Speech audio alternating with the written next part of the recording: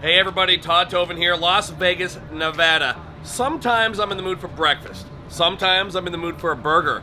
Today, I'm in the mood for both.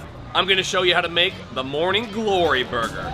Let's get this recipe started. I have the Blackstone Griddle on medium heat, and I'm gonna drop down 2 slices of bacon.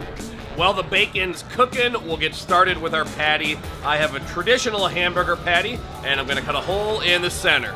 I'll season it on both sides with salt and pepper. When the bacon's looking perfect, I'm gonna push it aside, and we're gonna put that patty down in the bacon fat. Gonna get some nice caramelization on the bottom. We'll flip it, and I'll crack an egg right into the middle of that patty. Put a little water on the griddle, and we'll use our basting cover so we can create a lot of heat and some steam and continue cooking that egg. Once the egg is cooked to your liking, we're gonna add 2 strips of bacon and a slice of cheese, cover it with the basting cover, and let that cheese melt. Let's toast our buns, and now we can plate up our beautiful Morning Glory burger. Place that patty on the bottom bun, and when we cut it open, take a look at that.